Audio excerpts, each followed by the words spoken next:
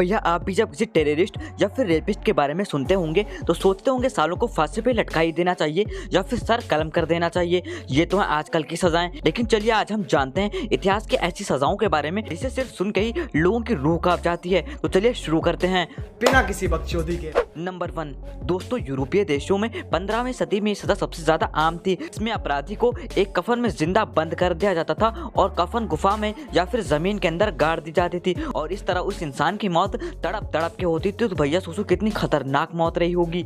Number 2 15वीं सदी में Romania में अपराधियों को नुकीले खंभों से बांध दिया जाता था। फिर धीरे धीरे इंसान नीचे आता था और खंभे की नोक उसके शरीर में घुसती चली जाती थी। इसमें इंसान को मरने में 3 से 4 दिन का टाइम लगता था। एक बार तो सामूहिक सजा के दौरान 20,000 लोगों ने वहीं बैठकर दावतें भी उड़ाई थी। नंबर 3 मध्यकाल में ग्रीस में एक लोहे या फिर ब्रास का बैल बनाया जाता था। अपराधी को उस बैल के मुंह के रास्ते से उस बर्तन में डाल दिया जाता था और फिर नीचे से आग लगा दी जाती थी। ठीक वैसे ही जैसे कि आप चिकन को प्रेशर कुकर में पका देते हो, वैसे ही उस लोहे के बैल में इंसानों को भी रोस्ट किया जाता था।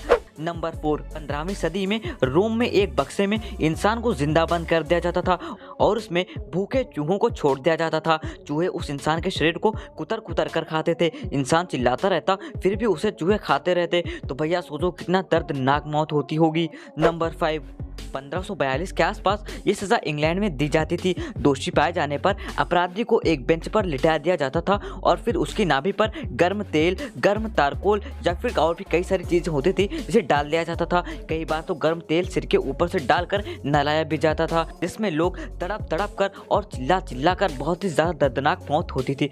दोस्तों आप इन सजाओं के बारे में जानते थे कमेंट में बताना जरूर और वीडियो को लाइक करके चैनल को भी सब्सक्राइब जरूर कर दीजिएगा।